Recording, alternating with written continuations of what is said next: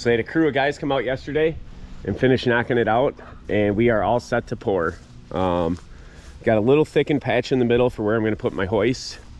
And tomorrow morning at 7:30 in the morning, they're going to have the cement trucks here, and we're going to fill it in and get this thing done. So I already got a message that half of my building came into Menards, so I have to get my trailer emptied off to go pick that up.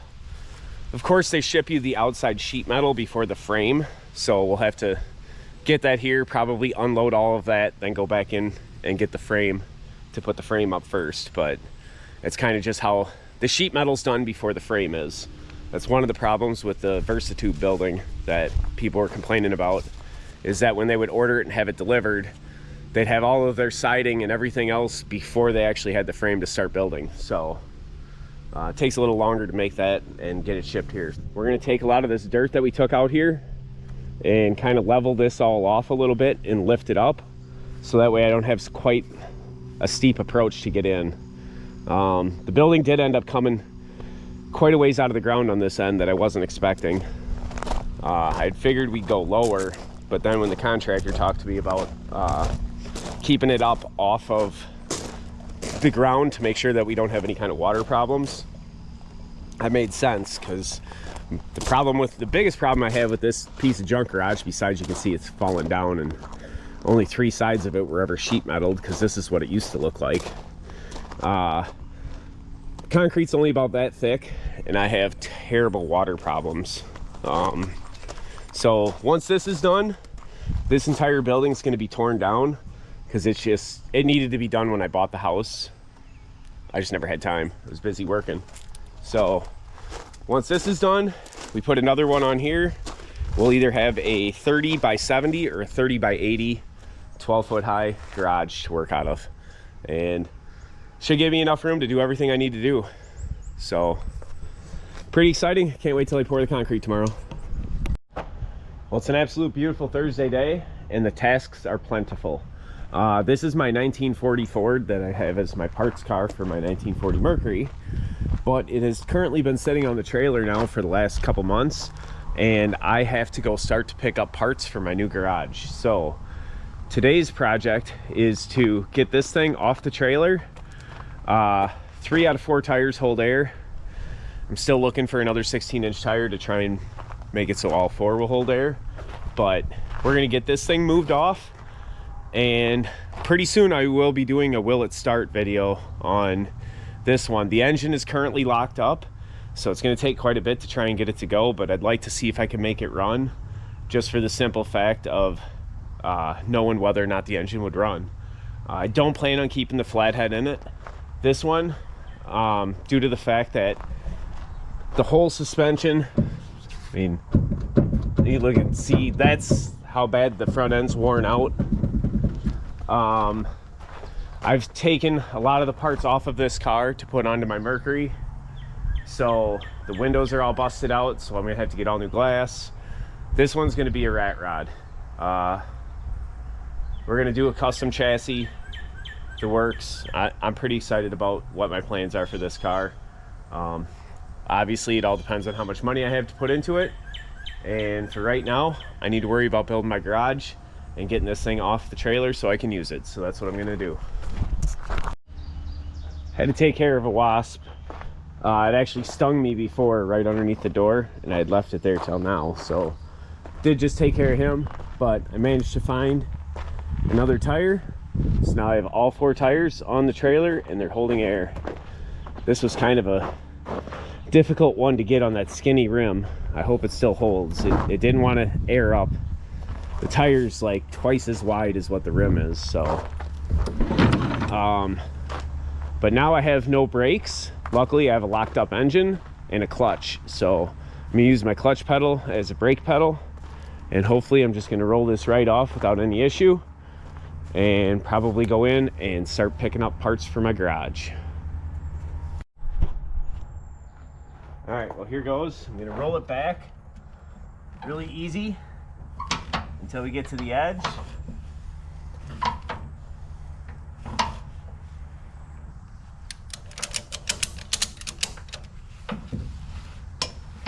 There we go. And that was the little tug I was looking for. We're right on the ramps now.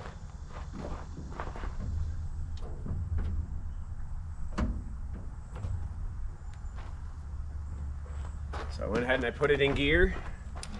And now the engine is the brake.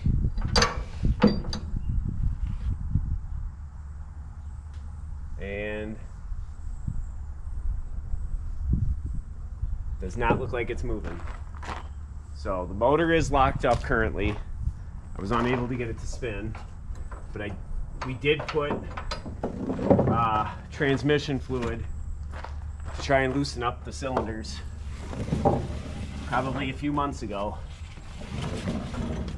So part of unloading this car and using the clutch as a brake will hopefully actually bust my cylinders loose. We're gonna find out.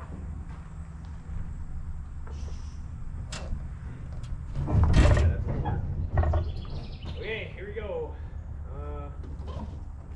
Maybe I don't want to do that. This car is gross. Okay.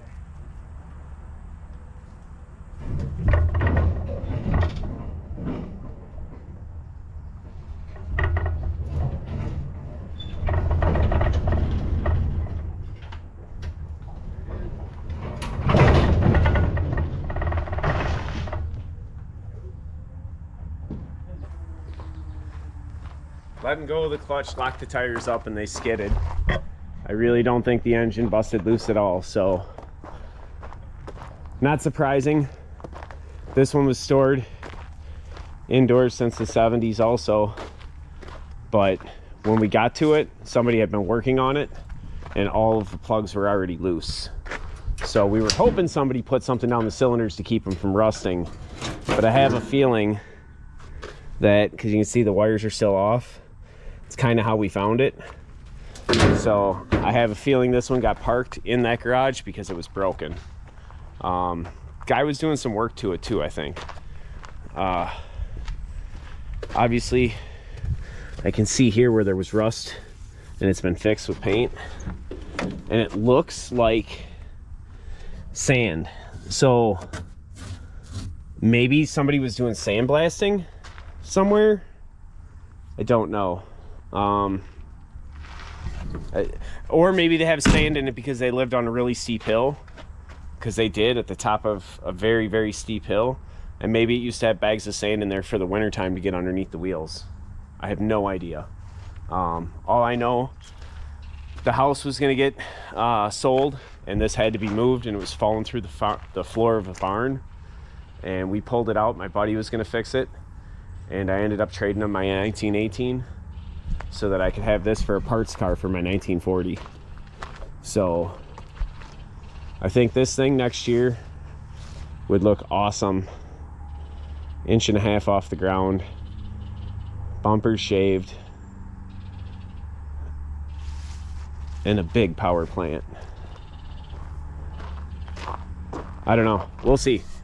It's going to be an expensive project, so I don't know how quickly we're going to get it done, but the trailer is empty, and that means I can go pick up my garage, which is an absolute necessity because that thing needs a place to go, as well as all the other things in my yard. So this is pretty exciting. When I backed off the trailer and I popped it in reverse, it obviously locked up the wheels and stopped the car. However, that was just enough to brake it, because as you can see there, I put the gear in 4th gear and hooked it up to my truck to pull it into the yard, and it broke the motor loose. You can actually see the wheels spinning. I still have it in 4th gear. I gotta straighten out the steering wheel in a second, but as you can see, the engine's turning over. So there's a good chance this motor might run. Like I said, we did pull all the plugs out and put transmission fluid in there a while ago, and it's been sitting with that in there, but the engine is definitely turning over, and that is an absolute great sign if I want to get this motor to run.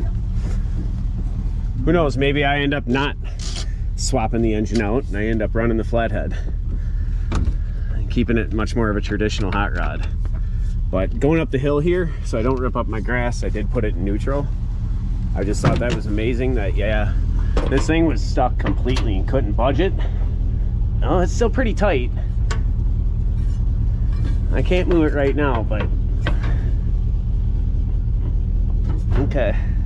It definitely rolled over. I'm sure there's a bunch of rust in the cylinders and I don't want to turn it over too many times because it might completely ruin it, but we'll get all the plugs out of it and see if we can't make that thing run. It's a warm day today. Well, I got quite a bit done. I moved the truck back there so there's clear room for tomorrow. I put the 40 up under the tree. It'll be up out of the way there. And yeah, I think the next step is going to be well, I'll make sure the International gets moved before tomorrow because I'm pretty sure they're going to want to pull their trucks through here and possibly one of the cement trucks, because I think they're going to do multiple trucks at the same time kind of deal. They're going to put them on both sides of the garage. I think that's what he said. Don't quote me on that. I don't know. I don't do concrete work, but trailer's cleaned off. It's probably time to go in and start buying. Well, I already bought it. Start picking up some of the garage I just bought. Yeah, it's gonna be a lot of work, but I figure if I can go in and get the parts now that are there when the frame comes in, hopefully he'll be able to use his skid loader and offload the stuff that I'm gonna pick up today, and then I'll be ready to go with the frame tomorrow, or not tomorrow, but next week when it comes in. So otherwise I'm gonna have to offload all the sheet metal by hand.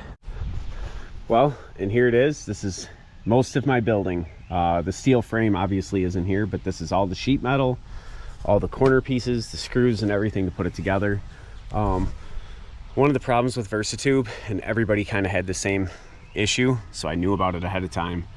Whether you order it from Menards, Lowe's, or factory direct, the sheet metal will come to you before the frame. So you always end up with the stuff you need second first. So this is all the pre-cut roof, side walls, and everything ready to go. And like I said, in here they got bags of screws and kind of everything else inside this pallet. So, and all the angle pieces are in here. With that, I probably have about 2 more weeks, week and a half, before the actual frame gets here. So tomorrow morning, 7:30, they're coming in with 3 trucks and they're pouring all this concrete at once. So he told me today that he's hoping by the end of the day tomorrow to have all of this dirt leveled out and bring in some more gravel to build the approach. And we should have this project, as far as the cement goes, done by tomorrow night. So yeah, it won't be but a few weeks and I'll have the rest of my building here, and I will definitely be busy for the foreseeable future.